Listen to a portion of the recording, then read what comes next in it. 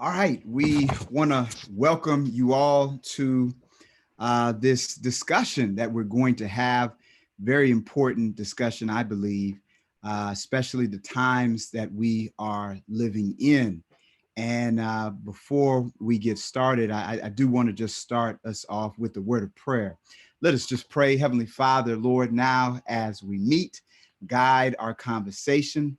Let the things that are said in this discussion bring you glory and honor. This we pray, in Jesus' name, amen. Uh, what was going on in our country is really difficult to watch. And I'm reminded of what James Baldwin says. James Baldwin said it best, that to be a Negro in this country and to be relatively conscious is to be enraged all the time. And of course, when you see what's happening with George Floyd, Breonna Taylor, when you see all of this racism in the country, it's just difficult. It's really difficult to deal with. And so I'm just glad that today we do have a panel of guests where we can be able to talk about this stuff and to try to process what we're going through and how to deal with it. And so I definitely want to introduce our panelists at this time. And I'm going to ask that each one of you, if you could just introduce yourself and say a little bit something about yourself so that we can know your background. If we can start with Elder English. Elder English. Well, good evening, everyone. I'm Baldwin English. Everyone calls me Roddy. I like to characterize myself as a recovering attorney, but I still have a significant, strong interest in issues of social justice. Currently the first elder at Tabernacle in Miami, Miami Tabernacle SDA Church, and a proud graduate of Miami Union Academy. All right, Elder Tracy. Good evening, everyone. It's a pleasure to be here. Thank you for allowing me to be on this panel to discuss these issues that we're confronted with at this time. I do serve as an elder at the Daughter of Zion Seventh-day Adventist Church. I also, unfortunately, I'm still actively engaged in the practice of law, working on that recovery program. So I'll be definitely in contact with Elder English soon regarding that. But I'm here just to try and add some healthy dialogue to such a unhealthy, disturbing time.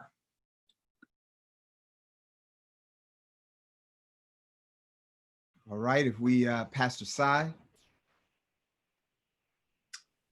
Good evening, everybody. My name is Pastor Sai. I am the assistant pastor at the Daughter of Zion Seventh-day Adventist Church located in Delray Beach, Florida. I'm very passionate about social justice issues and working with marginalized and urban communities to bring awareness for mental health and wholehearted living.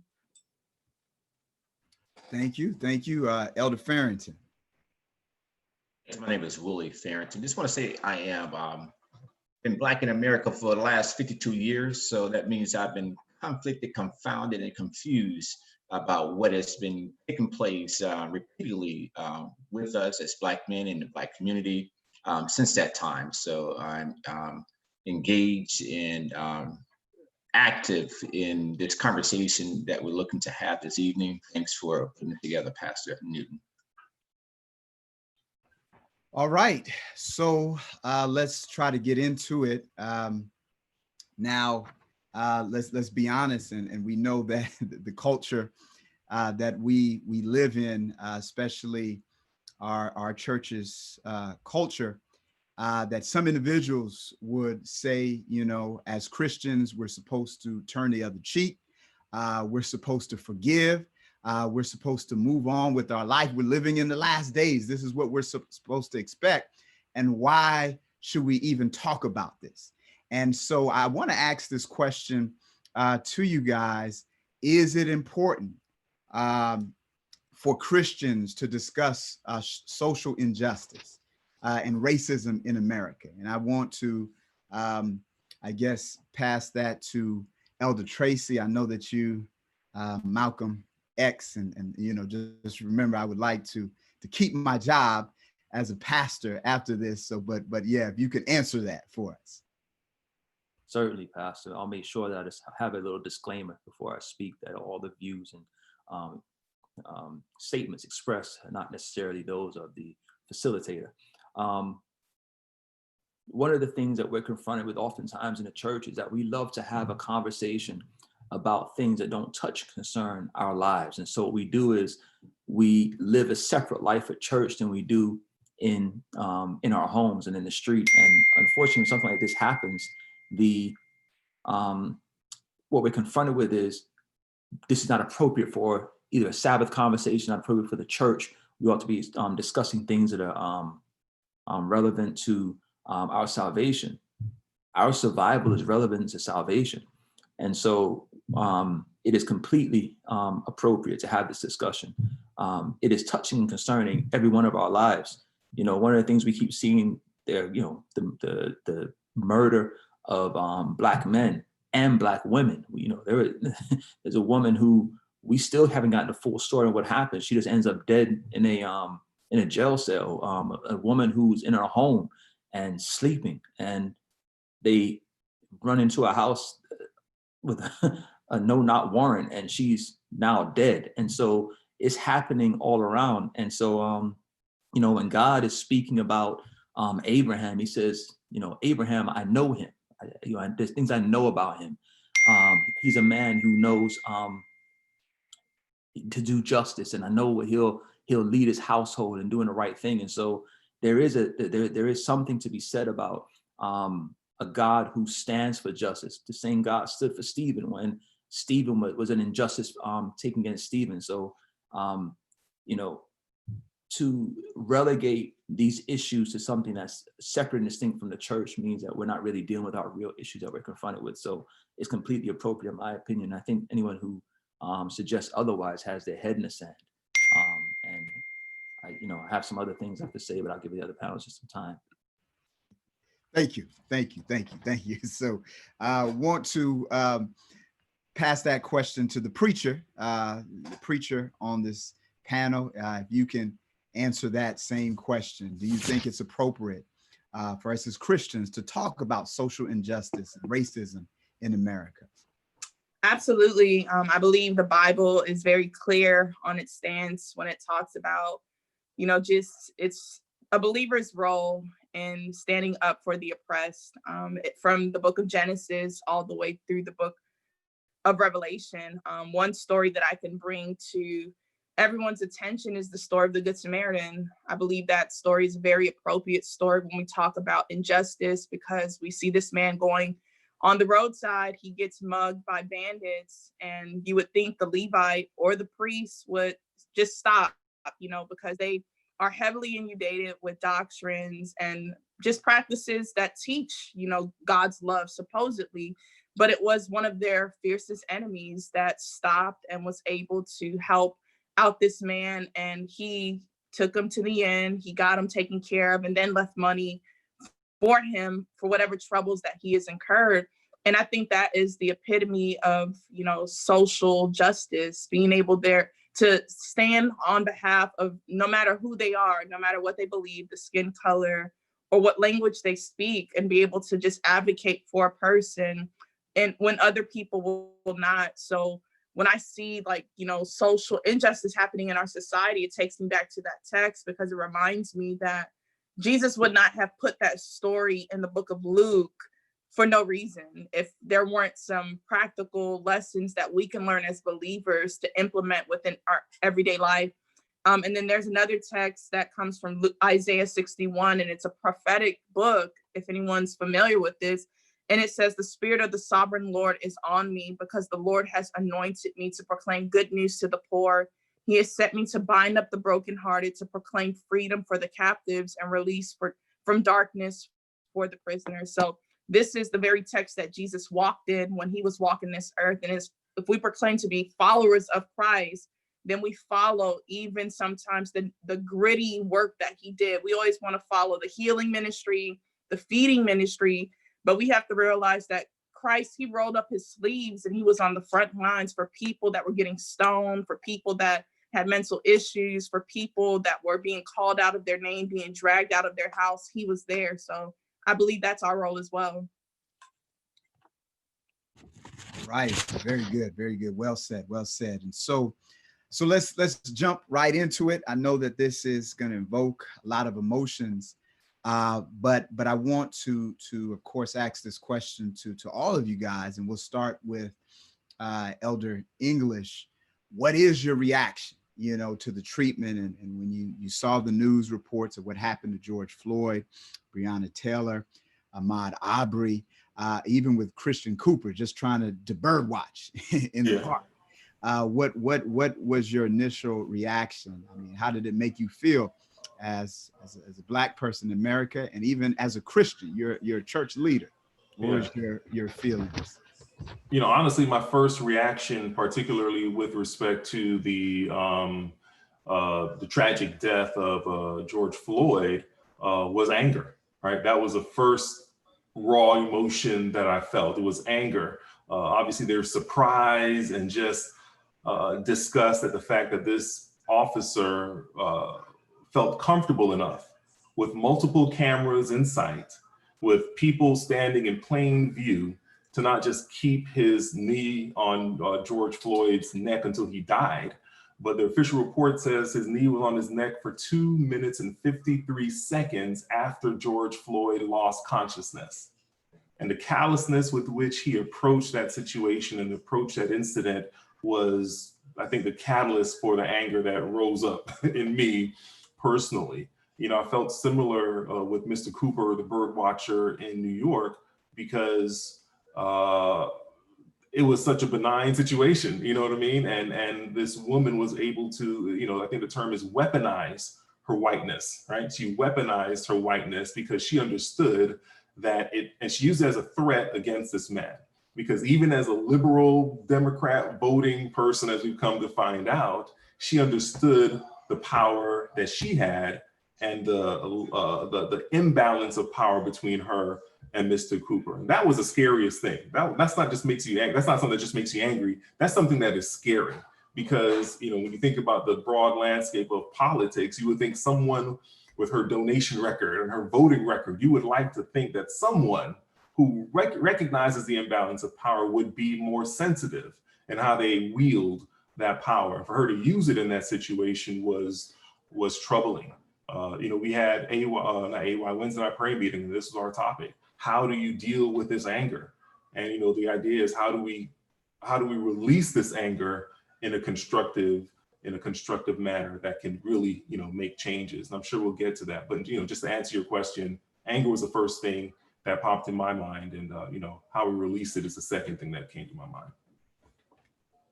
I appreciate you for sharing. And so we want to ask that same question to Elder Farrington. Of course, I think you stated 52 years of being a Black man in the United States, and congratulations on your son graduating from high school. You have an 18-year-old son, and to be a father of an 18-year-old son, I mean, how does this make you feel? You see the treatment of Black and brown individuals in our country.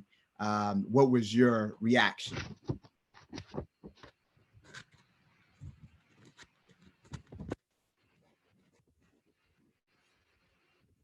All right. Okay. Am I on? Okay. Quite honestly, I was thinking not again.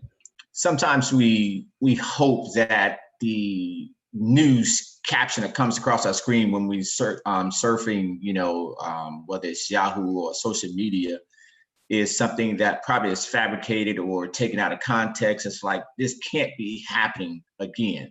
How is it that someone can be sleeping in their home and police come and raid their house and raid it with bullets and die in the process, sleeping? How is it someone can be jogging down the street and encounter someone who's not police, who's not acting in an official capacity, and that encounter ends in the loss of their life? How is it that someone who's sworn has sworn to protect the community be involved in a callous act in arresting someone? And when I look at these repeated occurrences, they would be misdemeanors at best, but yet they end in street level justice that see the sentence of death that is carried out. So having a son, and I myself and those on this panel, it lets me know no matter our status, our station in life, we're not safe. We look to rise above the social milieu that we, maybe encountered in our years growing up. But no matter where we go, we find ourselves inhibited. We find ourselves prejudiced against. We find ourselves experiencing this repeated attack on us, and it wears us down. It takes a strong mental toll on you to realize that this can happen in broad daylight. And yet there is a slow call to justice. And when I see it happen, it pains me knowing that it could be me and it could be my son leaving to go off to college soon. Even in his current status now, just looking at that, we're not assured or have any assurance that when our children walk out of the house that they'll come back. And something as trivial as bird watching, in a park where someone wants to activate law enforcement against Black people so they can probably come out and carry out the same sentence that George Floyd just had experienced. And she would have felt no more remorseful. So I apologize, we've seen it happen. I've seen it happen so much and too often. And I want it to stop, but it continues. All right. Thank you for that. Thank you for that. Thank you for sharing. And so let's try to move forward. Got a lot to cover. And I want to ask this question of Elder Tracy. Why do you think that the racial climate is the way that it is in America? I mean, what has caused this? I mean, it's the year 2020. We just, I mean, remember this, we just had an African-American president. We have Black mayors. We have African-American law enforcement, but yet we have this issue with racism in our country. And I want to ask you that question, Elder Tracy. Why is the racial climate the way that it is in America? Our message teaches that the deadly wound is healed. And then he receives power to go out and continue the evil. So here we are in America, and it's akin to that same type of message we teach through prophecy that we're comfortable teaching in our church. But there was a deadly wound in America that was dealt through the civil rights movement. There was an alleged 14th Amendment that came into place to give us equal rights. We felt as though we had arrived when we had a president who had our skin color, who had a white mother and a Black father, who was African-American. He had a family that we could relate to. There was someone in the White House who, people would make jokes and say, she's greasing the children's scalps, and she's braiding their hair in the White House. We thought we had gotten to a place where finally we had arrived and gotten somewhere. And then all of a sudden, while he's there, the question became, is he really American? And so we started hearing that discussion. It kicked up, is he really American? I want to see his birth certificate. I don't think he really is. You know what? I don't even think he's, and it began to attack certain things. Number one, he's not really from here. He's not one of us. Number two, he's not really a Christian. We don't believe that he's a good Christian. And they started going on this line. If you listen to what they're saying, it is echoing the exact same things that were said during slavery. You're not one of us. You don't really belong here. You're not a good Christian like we are, which is what the white supremacy was touting during that time in order to kind of really push their agenda. And so they received more power, and they began pushing it through. And you started hearing the propaganda spreading through different radio broadcasts, the Rush Limbaughs, the different individuals, as they called themselves at that time, white nationalists. And so what's happening is they received their power, they started gaining momentum, and they started using this slogan, "Make America Great Again." And I remember having this discussion with someone, a former coworker, and her position was, no, that's not racist. It's nothing to do with white supremacy. What he's simply saying is, let's get back to the golden age, the golden era, the 1950s, when people were actually doing well. And I said, there's never been a time in this country's history where Black people were doing well for you to say, let's go ahead and make it great again, for us to go back to a place in the 50s, in the golden era, and say, those were good times for us, we were really thriving. And she really had a hard time accepting that. Now, I believe she knew that I was right, but I think she had a hard time accepting that, because for her, that's how she went to sleep at night, feeling with good conscience that they were doing the right thing by voting for this platform and pushing this administration. And I'll say this, there's another gentleman who came out, he was a former white supremacist. He was a leader of a skinhead group, and he came out, he said that he actually recovered from that hate. And he said that he's actually moving to a place where he didn't even know people of different cultural backgrounds, and he was operating from a place of ignorance and hurt. He said, if you listen to that administration's platform during the campaign, there's certain rhetoric, certain things that are said, globalization. He said certain words, buzzwords that they know are their triggers for their communities, for their groups.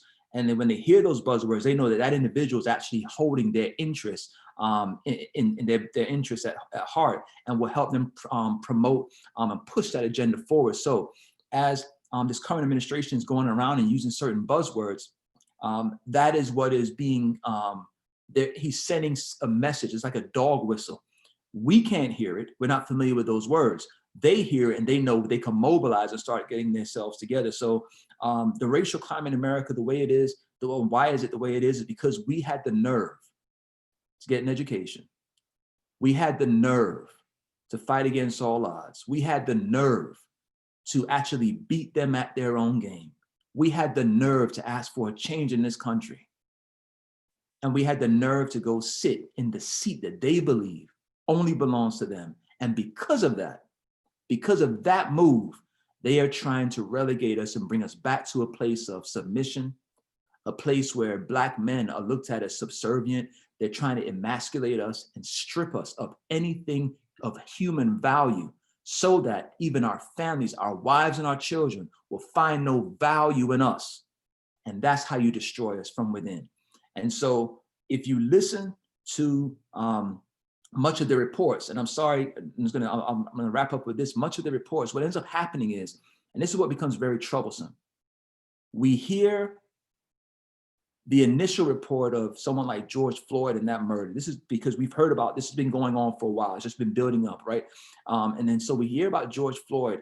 And so what ends up happening is the reaction to George Floyd, as was brought out from Elder English, the reaction from George Floyd's murder is anger. And so when you get angry, you react sometimes with less control than you normally would. And so we see the country going ablaze, right? In the midst of that, what ends up happening is people begin speaking out and saying, look, and they begin speaking about the victims of this horrific act and their behavior. And they never speak to the transgressor or the aggressor in the situation and their behavior. And so oftentimes what they try and do is they try and correct and get us back in place, because keep in mind, we have no business having a voice. And this is where this all trickles down to, is this power play. And so the climate in America, what I'm getting at, has never changed. It has never changed. It has been camouflaged. We have fallen asleep at the wheel. Blacks in America, we have fallen asleep at the wheel because we believe that moment, that inauguration, when we saw them walking down the street, when we saw them finally get in the house, we thought finally, yes, they get it. And all they got was the fact that Harvard, Columbia, all these Ivy League schools, we believe by getting in there that we stand a chance to actually can take control and sit in some of these seats. And that thing threatens them to their core. And that's what they're fighting against at this time. It's not going to stop. Definitely. Thank you. Thank you for that. Of course, we're going to ask the preacher that same question. Why is the racial climate the way that it is in America today? I'm just going to echo what Elder Tracy is saying. Just basically, simply put, It's been absent, but still present, you know, and what has magnified it even more, it's from a quote that I read this week from Will Smith. And he said that now we can record it. Now we have the social medias in order to really blast people, just because, you know, that girl who recorded George Floyd, she was, I think, 17 years old, and now she's traumatized. She's going on her way wherever she's going. And we have the power of having a cell phone in hand that connects us to the entire world. So she can be in Minneapolis and she can connect to India, Asia, Africa, any part of the world, and they can see what racism is all about. And I think that is the most powerful thing that we have to understand, is that it's been exposed for so long, but now many people are catching on, and it's making it a faster response for people to protest, or for people to go out there and riot and to exercise their freedom and their disgust for what has been happening. And then also, we have to realize that a lot of these behaviors have been ingrained and passed over time. You know, when I think in terms of like a platform like TikTok, a couple of months ago, or maybe weeks ago, there was high school students who took it upon themselves, and they did this little, I guess it was like a challenge, and they were in the bathroom and they said, this is the makeup of a Black person. And they just had cups of water, and they said, okay, you know, he has no father, or, you know, they steal, or they're robbers, or they're violent. And, you know, where do you learn that from? You know, is it from your parents? Is it from the negative portrayal in the media, always wanting to shine the light on the inner cities that always do harm? But no, let's look at the white collar criminals that we never highlight. Only when stuff hits the fan, like a Bernie Madoff, that's when everyone wants to go all up in arms. Oh, I lost my money with the stock market. But no, let's you know, utilize the media in proper ways so that we can highlight everything that's happening in America, and not trying to make the Black race the eyesore of America, and where we have really built this country up. And it is our brilliance, our brains, that continues to see the longevity of it, but we just take the short end of the stick because of that racism. I'd like to weigh in on that if I could, Pastor. Real quick, I think it's fear. You know what I mean? What's the racial climate and why is it the way it is? I think it's fear that Black people have been under thumb and underfoot for so long in such a significant manner. I think there's a fear of like retribution, right? And crap, you know, we're losing, you know, in terms of majority and so forth, we're slowly becoming a minority majority country, right? In the demographic of the country. I think there's a fear of losing grip on the control. And my God, you know, even if it's not me who did the bad things, people that look like me have done so many bad things. I don't want to be on the short end of that stick. And I think that fear was realized if you go back to the Black Wall Street, right? When the Black folk were doing their thing in Tulsa, Oklahoma, and they're, you know, owning banks and they're owning businesses and they're doing their thing. I think it was fear. If you read around it, that, you know, I would certainly characterize it as fear that drove to that whole city being burnt and all those people being run down. Same thing happened to some extent in Rosewood. Different circumstances, but this reaction to Black people just doing their thing. And certainly there have been instances all throughout history. So, you know, I think fear drives it. When you hear the discussion from a political level, where I was almost in tears in 2008 when Barack Obama came to won the election. And, you know, at that time I was working in a law firm in Texas, and that was a Tuesday night. And on Wednesday mornings, the first Wednesday of every month, or second Wednesday, whatever it was, first Wednesday, I think, we would have a meeting. All the lawyers would get together and for breakfast, and each section head would kind of tell a report. Here's what's happening in litigation. Here's what happened in corporate securities. And they would always, you know, it was always a light meeting. It was fun. They would talk about the Britney Spears concert the night before. It was a light way to kind of impart what's happening in the various departments. On that day, after Obama won, that was the shortest breakfast that we had. These cats went up there and they said their report. Yes, we won this lawsuit, we lost that lawsuit, and we sat down. And that was it. And you could just feel the tension in the area, in the room. It was palpable. I'm telling you, palpable.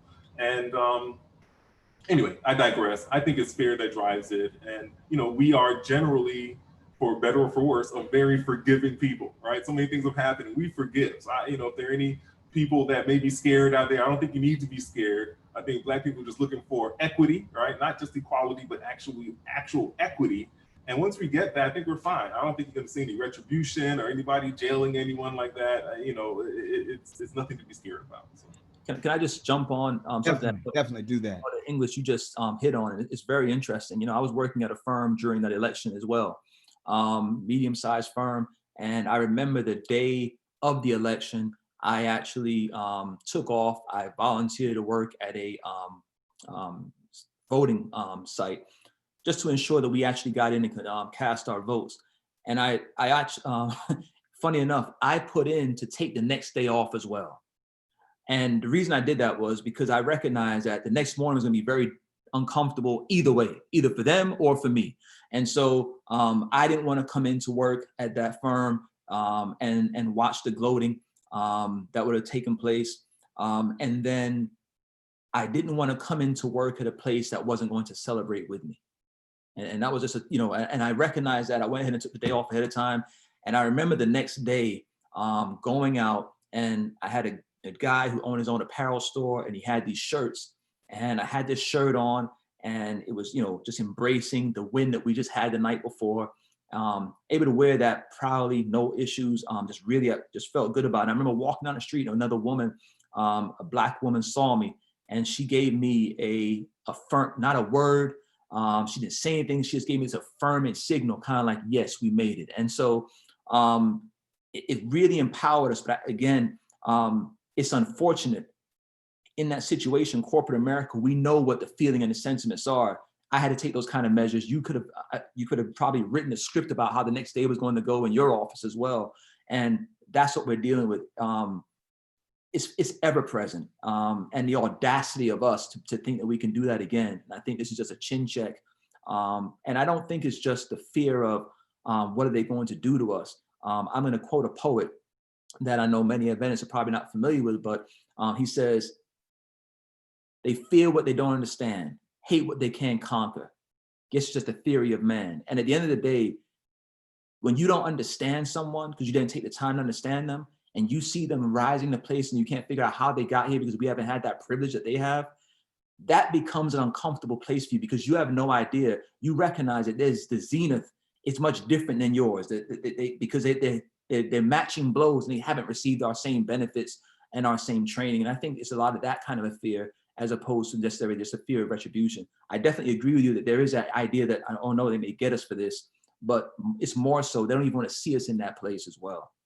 So just the hate is deeply embedded. Thank you. Appreciate that, Elder Farrington. I'll say, Pastor, that it is because people are territorial.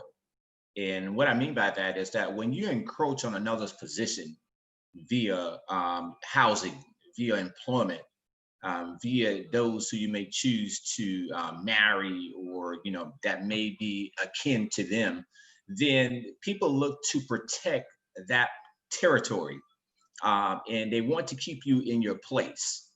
And so when we see the economic advancement, the educational advancement, and gains in society that we have made as people, they always seek to remind us who we are. And sometimes we have forgotten who we are because we have made those gains and thinking that we are part of that that status norm, you know, in terms of having made it with the white picket fence and things of that nature.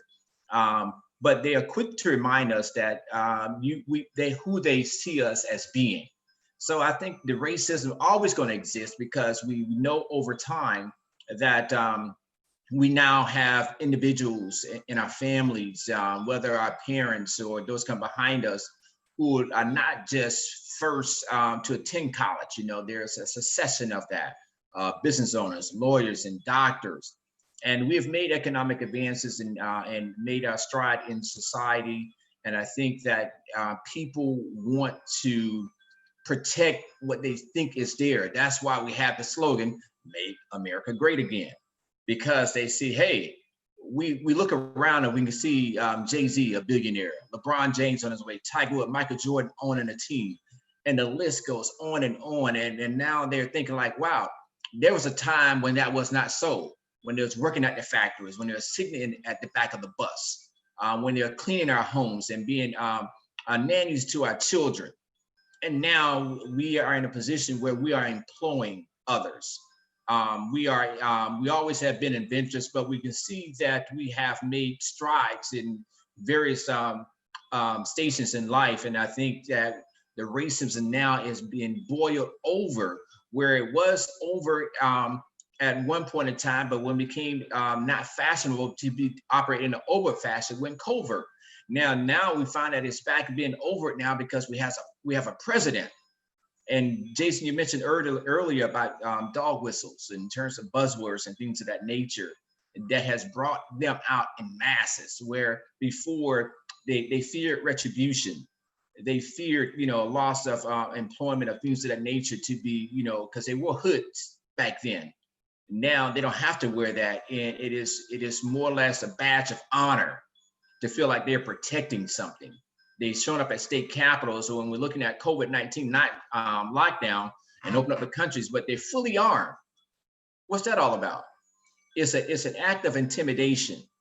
And they're trying to let anyone know, even those who look like them, that is on the other side of the fence, that we're prepared to defend what they perceive as their rights, their territory, to the full extent, if necessary. And I think as long as that is the undercurrent of their thoughts, their behavior will always be the same. It's funny enough you just said that. If I could say one quick thing, Pastor, to that. Okay? On May 1st, you talk about those individuals showing up to the state capitol, and the president issued this tweet. He issued his tweet. The governor of Michigan should give a little and put out the fire. These are very good people, but they are angry. They want their lives back again safely. See them, talk to them, make a deal, right? That's May 1st of this year. On May 29th, these thugs are dishonoring the memory of George Floyd. And I won't let that happen. Now, it seems as though he knows George, right? It seems like he knows George, and he feels as though George has a certain legacy. He wants to protect his legacy.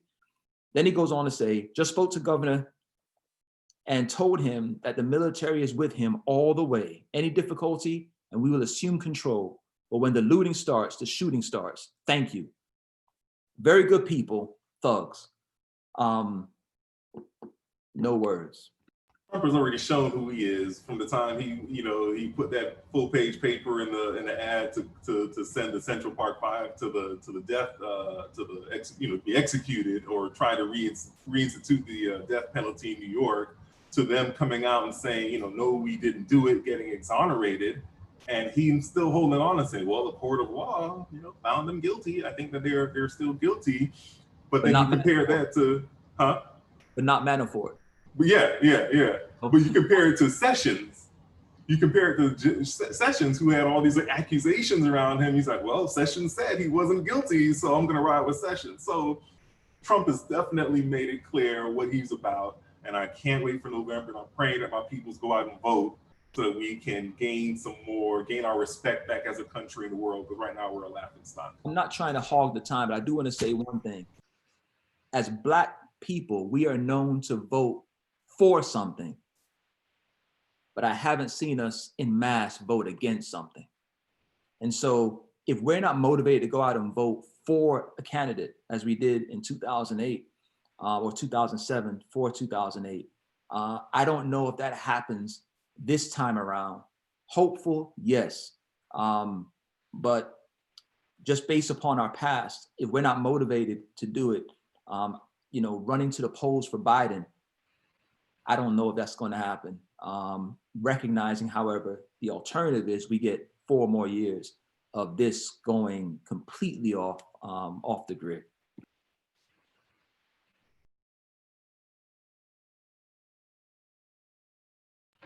Definitely appreciate that. Good stuff. Of course, as we know, racism is really a system, you know, it's systematic racism. And it's just, there's so many things just stacked against Black and brown individuals. And so the prison system, there are laws stacked against us. When we even look at, I think it was Wells Fargo was just written up a while ago because they were charging, they had higher interest rates for Black and brown people with the same credit score as white individuals. It's just really messed up. And then of course, voter suppression. It's just a system against Black and brown people, but this is where we are in the state that we're living in. But I want to, if we can, kind of shift the conversation to the rioting. Of course, we saw what's happening in Minneapolis. We even see what's happening in Louisville, Kentucky. There was shootings there. And I want to throw this out there to us. What are your viewpoints of the rioting? What do you say to that? Is it right, wrong? And I want to ask the preacher that question. You know, as I continue to listen and watch, you know, it's disheartening to see that it has escalated to that point. But what we see manifested through the riotings is the people that are just tired. As a millennial, about 30, I'm 31 years old. I haven't lived through many of the, you know, the marches that Martin Luther King did or the times of Malcolm X, but these are times that are repeating itself, that is showing us that in this generation that we're not just gonna sit back and watch as we see another man say, I can't breathe, or, you know, sit back and watch as we print shirts and memorabilia for people and do nothing. So it's sad to see, but we have to accept the reality. This is where our country has led us to, because the lack of, you know, just support that we're getting as a community to move ahead in life and to not be seen as a target. You know, before it used to be many men were targets, but now I look at the Breonna Taylors and I question myself. I am open game. Any Black woman or brown woman is open game for any kind of racism or injustice. So I cannot fool myself to think that, you know, I can just walk out and nothing can happen to me. So I, you know, support justice by all costs. My thing right now is justice is not the absence of mercy, but is the presence of just mercy. So if that's how people see to find their justice, you can replace tennis shoes from Target, you can restock shelves of merchandise, but you can't bring back a life in George Floyd. You cannot bring back Trayvon Martin. You cannot bring back all of these people that lost their lives senselessly over someone not being able to keep their cool or because of the hatred that they have within their heart. And we see it in Amy Cooper. Amy Cooper could have almost caused a man to die. So, you know, so we have to put that in perspective. Y'all can replace that. You all have insurance. I'm pretty sure Target is well stacked with some good old insurance, but you can't replace lives. So people are just tired, they're frustrated, they're angry, they're exhausted.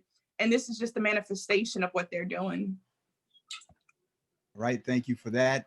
Elder Farrington, what's your view of the rioting? Do you think it's right, wrong? What's your opinion?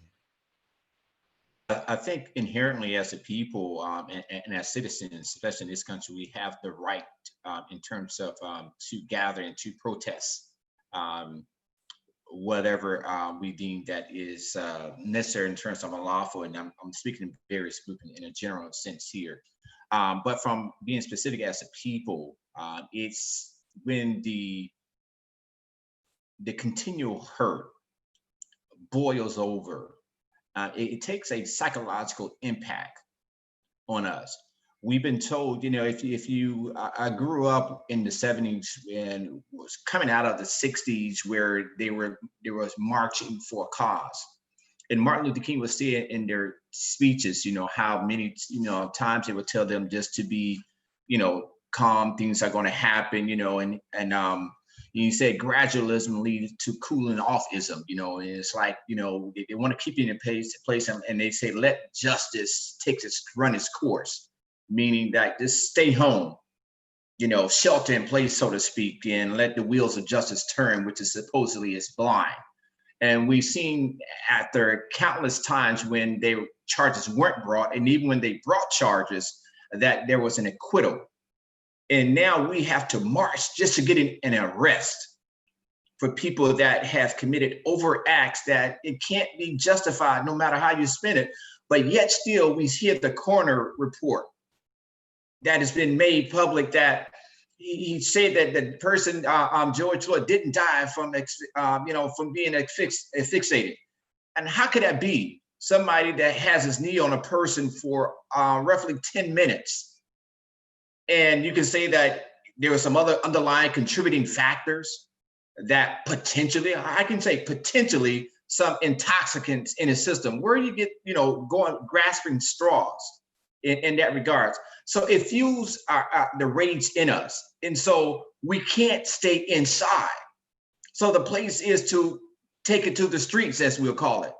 And so I think we have a right for peaceful protest. Now, it does create a stain in a black eye when we see the looting, because that further perpetuate how they view us in society, that we will destroy something, and oftentimes it's been our own neighborhoods. And I think there are people in there that may look at it as an opportunity. Something may feel justified in doing so. But in regards to the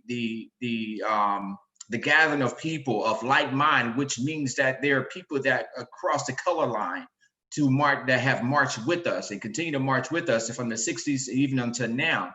But I think when we see where it takes a turn is when, individuals who may be hurt in the process of this and the rioting take place, and then that brings out the National Guard and the Army and things of that nature, and they're willing to increase the measure of force to regain some sense of civility in those situations. So I think it's necessary, because if we don't show that the rage is fuming and boiling over, then there gets to a point like, there's an acceptance or we are okay with it. And I think it's beyond time now that we just sit back and wait. And I think the marches, the gathering, the protest is well justified. I do know that things have gone for worse, and then that's all they want to walk away with, those who are on the other side and thinking of us as just being looters and exploiting the situation. So, but I wouldn't, even for that, I wouldn't stop or suggest that we don't. All right, Elder English, you want to jump in there? I'll say real quick, Martin Luther King said that rioting is a voice of the unheard, right? So people feel like as if they're doing all these other things and nothing is changing. Sometimes that's the way that they express themselves. Personally, I don't know if dragging 4K TVs down the road really contributes to, justice for George Floyd, but I would say this: I'm certainly not you're not going to find me out there mashing windows and everything. But there are a couple of nuances to this story that I just want to make sure that we're clear on. There's clear video of someone who was not one of us, who was dressed in what more looked like police riot gear with the tear gas mask, breaking out the windows of the AutoZone or whatever that one of those stores was, and ran into a third precinct there, right? So if you are someone that this incident happened with a cop and you've seen this guy run into the third precinct and you burn down that precinct, I'm not saying it's right, but at least your ire is kind of targeted and narrow. If you go after Target because they didn't give you milk, right, when you were tear gassed and you're mad at Target for that, I understand that, but it's not right. It's almost like more principled if you were to just burn it down and not take the stuff out. You understand what I'm saying? And again, I'm not trying to justify it, but to the extent that our folk were involved in it directly, if it's targeted, that's probably more acceptable. But I'm not convinced that our folk were the ones that were instigating it, just based on some of the information that's coming across Twitter. So I'll just leave it at that. right. I appreciate that. I don't know if you want to add anything, Elder Tracy. No, because at the end of the day, I'm still stuck on what happened to George Floyd. So I don't want to take the discussion to where they want us to have the discussion regarding our response to what happened to George Floyd. I'm interested in what their response is to what happened to George Floyd to ensure we don't end up on this road again. And that's just the simple part of it. To be honest with you, as it relates to Target and the police departments in Minneapolis, there are some measures that should have been taken by the police department in Minneapolis so that we wouldn't be here right now. When you watch a man, or you refuse to watch a man die by standing in front with your back to him, being told by the person behind the camera, he's dying, he can't breathe, he's not moving, are you serious? And you refuse to turn over your shoulder and look, not drive to another location, but to turn and look over your shoulder, but yet protect and serve. That's the oath you took. That's where my issues are. All right. So let's try to move forward because it almost seems like it is a crime to be Black and brown in the United States, and I really do want to focus this portion of discussion on our law team, our lawyers, and so and I want to ask the question. What are our rights? Of course, if we're pulled over by the police, what are our rights? What should we do? Can we film? I can remember years ago when I was attending Oakwood, I came home for the summer, and Elder Baldwin, one of our classmates, Ricky McThay, I was with Ricky, he was dropping me home, and the police, they pulled us over. And they said they stopped us because there was a small little crack in the top of the windshield. And so top of the windshield, then he got a little machine and judged the tint on our on the windows and said the tint was too dark. He gave us a ticket for that, gave us a ticket for the windshield, gave us a ticket for seat belts. He made us come out of the car. We had to sit on the curb. He went inside the car, started to look through our tapes and CDs, asking us, what are we listening to? And I think we walked away with four tickets that day. I didn't know my rights. I didn't know what to do. And the crazy thing is, the very next day, that same police officer stopped me and gave me 2 more tickets. And so, but I do want to just ask our lawyers, what are our rights? If we're pulled over, if we come in contact with law enforcement, what are our rights? What can we do? What should we do? Can we film? And I want to throw that out to our lawyers if we can. Elder English, if you could start it off. I was hoping that Elder Tracy practiced criminal law, but my experience is very limited. But I will say, in terms of filming, just to answer your question directly, yeah, technically, yes, you can film cops in Florida. It's one of the states where we do have the dual party consent rule for filming, for video recording. However, cops, law enforcement is explicitly excluded from that. So you don't need to get their permission, is my understanding. My son is 14 years old, gonna turn 15 in a few months. I'm already getting the dad, you can teach me how to drive, questions. And, really that's one of the last things I want to do, because I can't imagine my son going out and hanging out with his friends now. Is just very difficult for me to get there. The parenting, your son's 18, so you probably have late nights, I don't know. But I would tell my son the same thing I would tell everybody the same thing I would tell my son, right?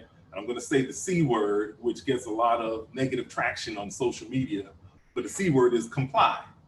Not to say that compliance is gonna save your life, because it didn't save George Floyd's life.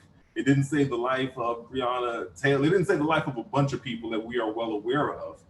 But I already know that the odds are better if you do comply. So let me just say that there, right? Now, in your situation, Pastor Newton, I was in that same situation years ago, coming back from one of these many Oakwood trips, riding with a couple of friends of mine in their car. Their family had a brand new Benz. And I ended up driving. We pulled up at the turnpike, and I'm driving. It's like 2 o'clock in the morning, and there are 3 cop cars there. Just back in the day, you had to get a ticket, right? When you go to that thing and get the ticket from the turnpike to track your travel. And I saw the cops there. I understand there's 3 brothers in the car. I'm gonna set the cruise control at 60 or 65. I go out about 2 miles. They light me up. They come. He's yelling at me, saying he had to go like 98 miles an hour to come and catch me. And anyway, long story short, he lied. I know he lied. He knows I know he's lying. He had the nerve to ask me, can I search your vehicle for drugs? I'm like, no, you can't search my vehicle for drugs. If you just lied about my speed, there's no way I'm going to trust you going inside my car. So you don't have to consent to a search, in that regard. But I had to sit there for 45 minutes. Mind you, I'm 2 miles away where I saw they had a canine unit. I had to wait for 45 minutes at 2 o'clock in the morning for them to bring that canine unit here so he could sniff around the car. And obviously they let us go. But, my compliance was I got out of the car when he said, you know what I'm saying? I answered his questions, and so forth. But you don't have to give them extra stuff, like allowing them to search your car. Like that guy with you in the CD's like, I'm just frustrated. I was frustrated listening to that because he could have done anything. You know what I mean? And so, I'll leave it. I'll leave it at that. I would tell my son to comply. I see people say, "Oh, if that cop did that to me, I would do X, Y, and Z." No, you're gonna lose that fight. You're gonna lose that fight every time. Comply. Come back and get your daddy. We'll go meet him in court, and we'll try and get it right. All right, thank you for that, Elder Tracy. At the end of the day, Elder English, he hit all the buzzwords. Florida, 2-party consent. Officers are considered to be public employees, so they don't have an expectation of privacy as it relates to that. However, so legally, you're on the right side if you record. But what they oftentimes do is if they see you with your phone and you're holding your phone up trying to record, they'll tell you, put the phone down. They'll make it seem as though you are obstructing their ability to conduct a proper investigation or be able to continue with whatever they're trying to do, whether it be question you about speed, wherever it is, and they'll make it seem as though that's obstructing that. And then they'll arrest you for resisting arrest without violence, because that can be done without actually using any physical aggression towards an officer. You can literally just say something. If you curse, if you seem as though you're being too aggressive in your tone, they'll use that as being non-compliant and find a reason to arrest you. So you can record, as some legal professionals will tell you oftentimes in the criminal defense world, that if you're okay spending a few hours in a holding cell, record. They'll take you in. The state won't necessarily file charges against you because literally there's nothing there, but they will at least do that because they're trying to get back at you for thinking you have the right to record and put them out there. The other thing is, the complicit piece is very important. And one of the things, and I hate to say this, it's hard because you want to be able to have your children have a voice. I have children as well, and you want to be able to give them the voice. You want them to have that voice. And the moment you try to constrict that or restrain that, it does something to the psyche of the individual. Don't say anything. But in all honesty, you've been pulled over for a trumped up charge. They're getting ready to try and arrest you or whatever it may be. And the best thing you can do is stay quiet. Literally, if they ask you if they can search the car, your answer should be no. Beyond that, don't ask, why'd you pull me over? I wasn't speeding. I had the cruise control set. There's no way you got me going 98. I had it set at 65. You can see it right here. See, I still have this cruise control button depressed or whatever it may be. Going through that discourse, you're not going to win a trial on the side of the street in the middle of the night or broad daylight for that matter. And so remaining quiet, what that does is it doesn't give them that extra leverage to arrest you for obstruction of justice or for resisting arrest without violence, because in the arrest is where you start seeing the extra aggression and ultimately the death that takes place. What they do is they'll arrest you. George Floyd apparently had a $20 bill that was found to be counterfeit. They can't determine whether he had knowledge of that, and we'll never know at this point whether he had knowledge of it being counterfeit. But again, a white collar crime at most, right? They end up placing him in custody and placing him under arrest. And after doing all of that, he ends up dead. So you're better off as best as possible to remain quiet. It's the advice that I would give my children. It's the advice I would give my nephew. It's the advice that I would give anyone else out there. And it's not legal advice. It's survival advice for a Black male, Black female. And so unfortunately, that's where we are. And what's happening is our counterparts know our disadvantage. And we saw that with Amy. Amy knows the disadvantage that we have. And Amy knew I'm going to call the cops. I'm going to tell them that an African, she used it right. She tried to go politically correct with the term. She didn't say another type of N-word. She didn't say, which I would say, but for, I understand we're broadcasting. She didn't say a Negro. She didn't say the Black. She didn't say, she said the African-American, because again, she does donate a lot of money to these causes. So she knows exactly, she knows exactly what to do. But when it came time and the rubber meets the road, and that's why racism and white supremacy is not about what lines you vote along. It's not about what party affiliation you have. The Civil War was never about how much they loved the Blacks and felt bad for Blacks who were disenfranchised. And it was economics. And so at the end of the day, Amy and Christian, that encounter, it needed to happen when it happened, on the heels of what happened to George Floyd, for us to see what Amy was trying to get done. And so, as tragic as both situations are, Amy actually pointed to George Floyd and telling Christian, you run up on me again, you're next. And that's the power that they have received in the United States, land of the home of the brave, land of the free. This is the message that's been disseminated, that if you have a problem with any of them, remember, we have power, we have backup. Last thing I'll say is this, there's a lot of uproar about during the national anthem kneeling before a football game, right? And how disrespectful it was to kneel. All of those individuals who've gone out to fight, all the individuals who are in the military, it's so disrespectful to kneel. I had an opportunity to go to the DC area some years ago. A friend of mine, former Marine, took me out, picked me up from the airport and took me for a drive. And we went up to that old familiar statue of the individual holding up the American flag. And guess what? Some of them are actually kneeling because they're trying to really just hold the flag up, never called disrespectful. What I also have heard in times past is defacing the United States flag. That is considered to be one of the most disrespectful things you can do, defacing it. However, in the wake of this kneeling during the national anthem, I have seen more American flags turn colors from red, white, and blue to blue and black to honor police power. Now, no one says that's disrespectful. No one says you're dishonoring the American flag by making a new flag that speaks to police power. Blue Lives Matter. And I understand that there's some pushback, Elder English, against your shirt. But there we go, right? There's pushback against that. And so they ended up pushing this whole nother agenda, Blue Lives Matter. And so, but when you look at that flag, not one person has said a mumbling word about taking that old red, white, and blue. The song speaks to the colors, but they changed the colors, and it's quite all right by that side of America. And that's very strange. I appreciate that. So, very good discussion. I really enjoyed myself. Let's try to bring this to a close. And this is a question I'm going to ask to all of you. How should the Christian handle racism and social injustice? How should the Christian handle racism and social injustice? I want to ask that question to Elder Farrington.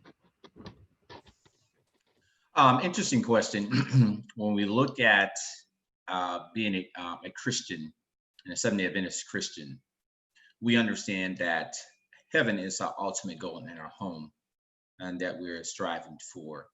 And so we operate on a higher plane in terms of our morale, in terms of, the thoughts and activities.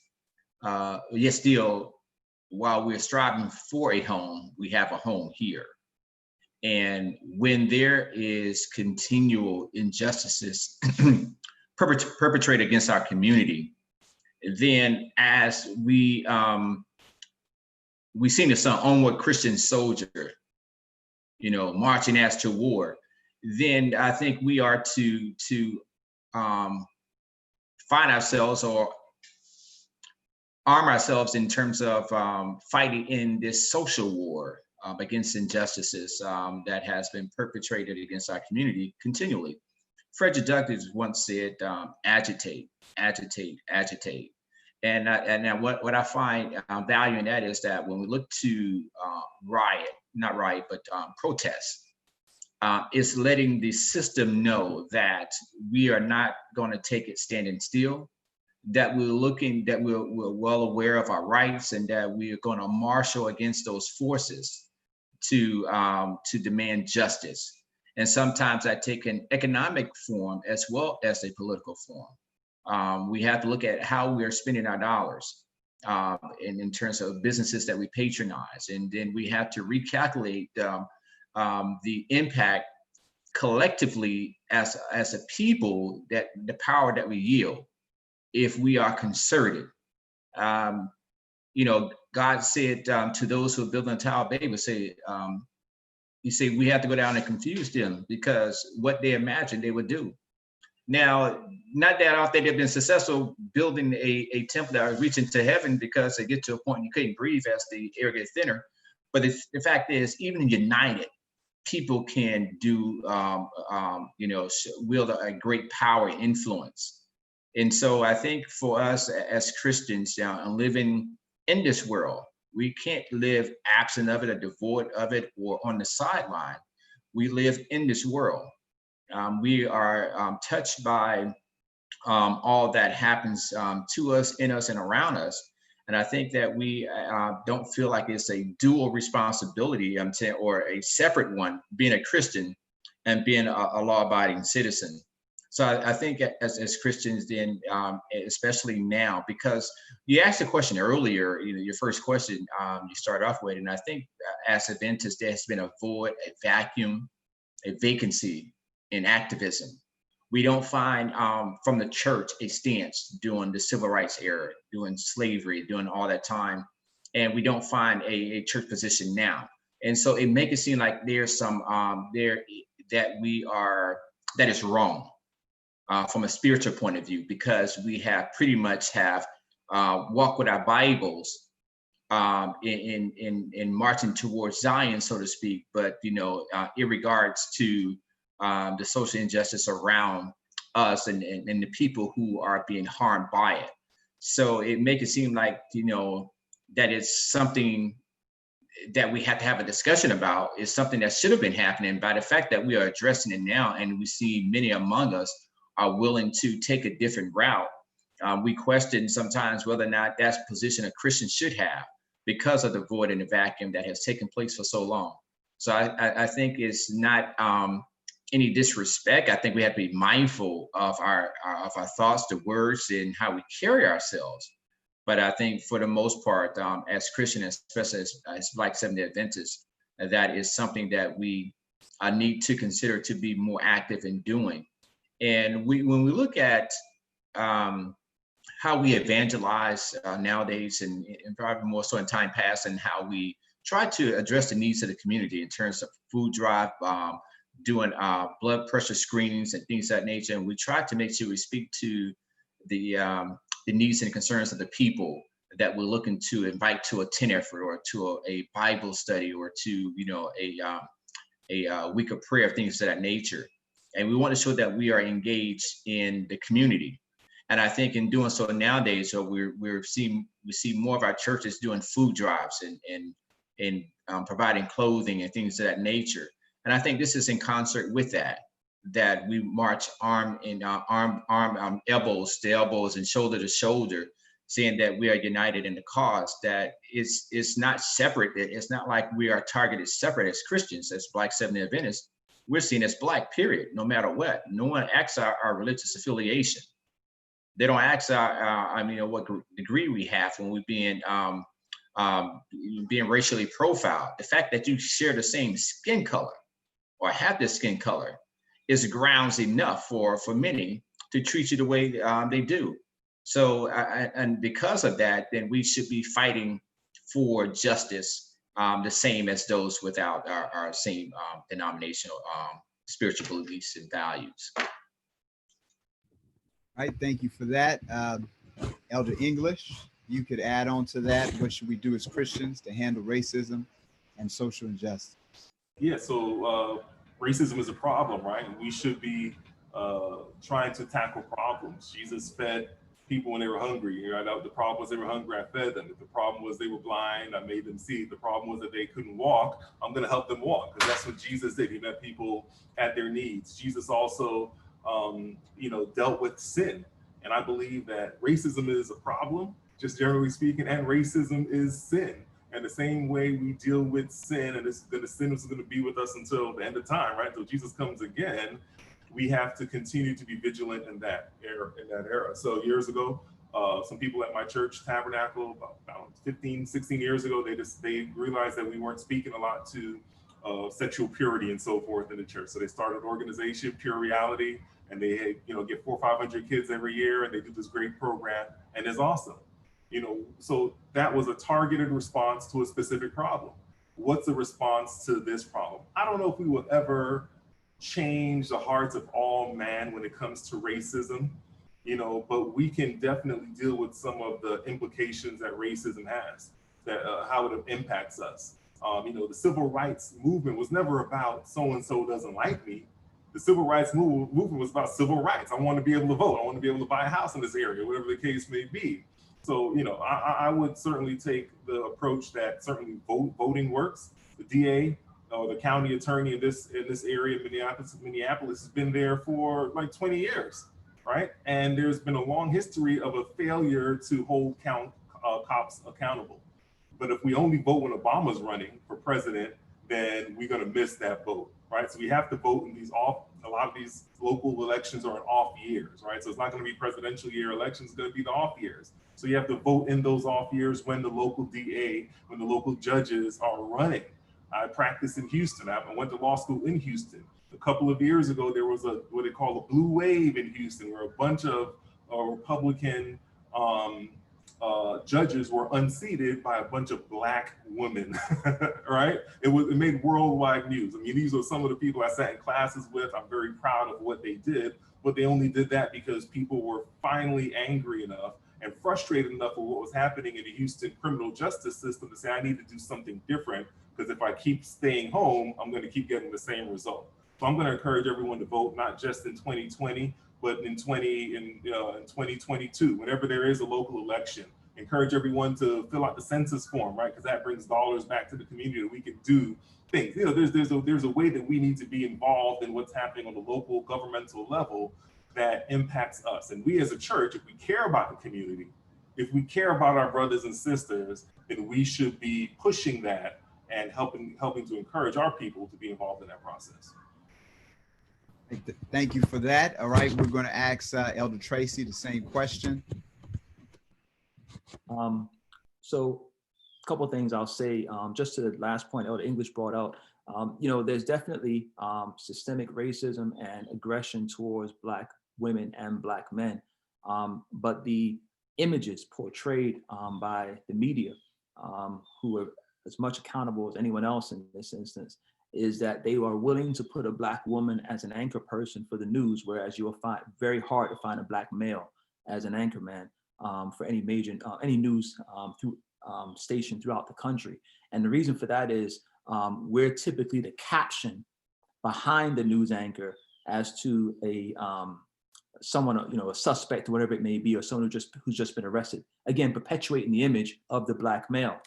And so to hire one of us, we have to laugh a lot, smile a lot, seem non-threatening. And then there's also some other questions about how our confusion plays into that as well, for them to hire us and have us in that capacity. So that's one thing. But that's awesome in Houston. We could do more of that and understand that there is an impact. People look to see where their votes are coming from. So the DA in Minneapolis, the reason why they haven't done anything against the cops is because when the time's coming for to run for office, that endorsement from the police department, from the police chief, that's huge. And recognized as a former prosecutor, there in the DA, here the state attorney, that endorsement from the police departments speaks to your cooperation and working hand in hand with police departments. And so what happens is you want that, you need that in order to secure your reelection. The issue I'm having right now, just to quickly speak to this, the issue I have with the riots, I didn't say this earlier, is that with COVID-19, that's my major issue. It's not about how much money they're losing in the retail industry or anything of that nature, but with COVID-19 still rampant, these individuals protesting, getting together, are putting themselves in a very precarious position as far as the health aspect of it is concerned. And so that's my concern. That's my prayer, that no one ends up getting ill from that. One of the things that Elder Farrington, you brought out was the position of the church. They have stayed silent for many years, many years. I was surprised when the North American Division did issue a statement. So surprised that it actually moved tears just to hit my eyes when reading that, because I've never seen that position taken from the church. I've seen very polar opposite positions at times from members and also from some affiliates. And then to hear that the GC did issue a statement as well, and actually spoke to African-American injustice, as opposed to saying, violence across the board and they trying to smooth it over. That was also reassuring as well. I've been subjected to racism outside the church, directly from skinheads in Palm Beach International Airport, straight up. I've been on the street, subjected to racism, where it's gone physical. While walking down the street, I've gotten accosted in many different situations. My wife was expecting. I had a verbal assault, onslaught of words about bringing another one of them into the world. So the racism from without has been tremendous. I've been heavily involved on the receiving end of that. Racism from within the church, I've been heavily, received some of that as well. I've gone to a church not knowing any difference as a child, maybe about 8 years of age. And my sister and I were invited to one of her Sabbath school classmates' homes for lunch, and couldn't figure out why we were in the patio. As children, didn't really get it. I'm just in the patio the whole time for the lunch. Everyone else was inside. And then finally, at the end of the luncheon, the father of the young lady who invited us over, the father came over to my sister and I and said, "There's another church you may feel more comfortable going to." And so that was unfortunate. That's the 80s. And then only to have, the 3ABN President Danny Shelton come out earlier this year and make statements, because he did bring in a presidential candidate to speak at their camp meeting, who is allegedly, I'm not sure where he is now, but allegedly at some point was Seventh-day Adventist, to come and speak. And he received some backlash because of that. And he issued a few statements just trying to really just dig his heels in and reaffirm his position, and really just went after the Black membership. And one of the things he said that really struck me was, how we, this group of individuals with this hue, how we could endorse and back individuals who believe in killing millions and millions of babies. And so my question to that is, how do you endorse someone who backs killing millions and millions of Black men? And so the same question he puts out regarding abortion, I put out regarding unarmed Black men who are dying systemically, and who your endorsement of this administration, because again, this is where Danny Shelton was in on this position.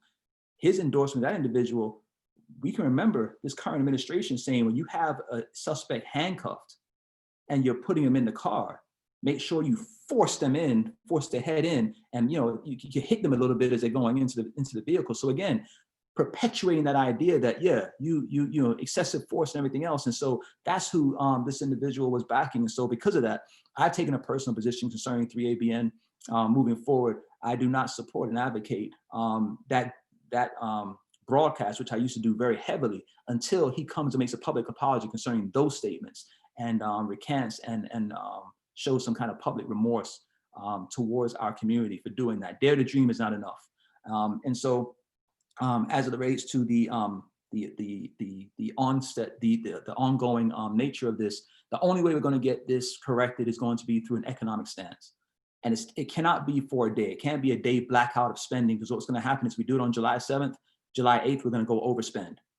So if we want to do something, it has to be where they feel the impact. The bus boycott in Montgomery lasted over a year before there was some type of change that took place. It was supposed to last just a day, and it kind of rolled over, and next thing you know, it goes into a year, and then those steps were taken.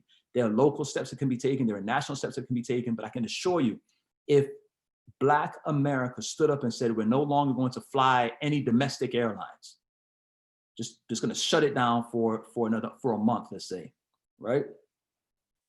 I can almost assure you that all of our Caribbean brothers and sisters who've been subjected to the same racism in their home countries, when they fly into America, maybe they'll say, you know what, rather than use the American Airlines, we'll actually use our home domestic airlines, and we'll use those airlines to fly in.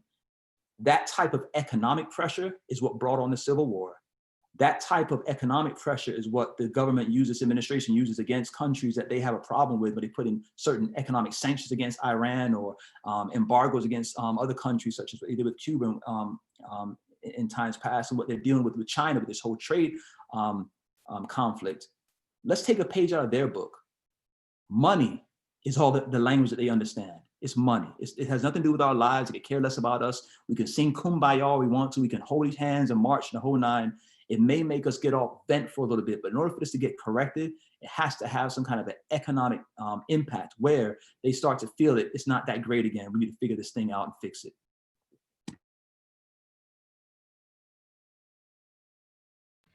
Thank you for that, Elder. Good stuff, good stuff. So we definitely need to bring this thing to a close. And so what we're going to do, we're going to actually ask our pastor, Pastor Sy, if you could just give us our closing thoughts on this, bringing it all together, and just give us our final prayer. Absolutely. I just wholeheartedly believe that these conversations should continue. It shouldn't be a conversation that we have when the country is in uproar or when there is a next headline, but it should be a conversation that it's continued, that we should do it as often as we should, just because it keeps us abreast, it keeps us fresh on these topics, and it helps us to bring about change. There are a lot of people that are unaware of their rights. There are a lot of people that are unaware of the racial climate, and sometimes it takes time to educate. We can't dare change people, but we can facilitate in that process. One text that I want to leave us with this evening is the text of Micah 6:8. It's one of my favorite texts that speaks to the times that we're in. I'm reading it from the New International Version, and it says, "He has shown you, O mortal, what is good, and what does the Lord require of you? To act justly, and to love mercy, and to walk humbly with your God." And what that says to me is that as believers in Christ, believers in God, that we shouldn't have our head in the sand with these issues, but we should be on the front lines. We should be challenging our local leaders to make change to the frustrations that we are experiencing and encountering today. We shouldn't just be looking to the world church to put out statements, but we have to remember that we are the church. I think that was one of the biggest themes that we were preaching when we were in this crisis with COVID. You know, when we had to close our churches, we had to remind people that we are church beyond the walls. We are the people that make up the church and the building, so to speak. So those are comforting words to me, and I hope to the rest of our viewers and to our panelists this evening, that let's keep these conversations going, so that, you know, some may get weary in their well-doing, but let's not get weary, because we know that at some point, these are just stepping stones that Christ is using to bring in a second coming. As Elder Farrington said, we cannot be absent of the fact that we're not just citizens of this world, but we are in fact citizens of the world to come. So let's bear that in mind as we fight the good fight of faith, so that we know that our fight won't be in vain. And at the end times, Christ is the judge. He will do as he sees fit to bring this thing to a close. So at this time, I want to pray over all of us, pray over our community, to keep our faiths encouraged, to know that God is with us, he's walking with us, and that he will do the imaginable moving forward. So God of heaven, we just want to say thank you so much for this dialogue, that we were able to come together and to just talk about how we're hurting, how, Lord, we're frustrated, and just some of the concerns that we have about our community. And remind us, Lord, that we're not just citizens of the world here in the USA, but we're citizens of the world to come. So, Lord, in the meantime, we still have a work to do. There's still gospel that needs to go out. There's still people that need to hear of your love and how you are mighty to save. So help us to not miss that message as we are on this mission. We thank you for allowing us to have this forum. We weren't able to do it at church, but look, we're able to do it on the internet where this can be shared and distributed to so many different countries. And we thank you for that. And take us from this place, never from your presence. In Jesus' name we pray. Amen. Amen. Thank you again. Thank you again, panelists. And thank you for those of you who watch. God bless you all.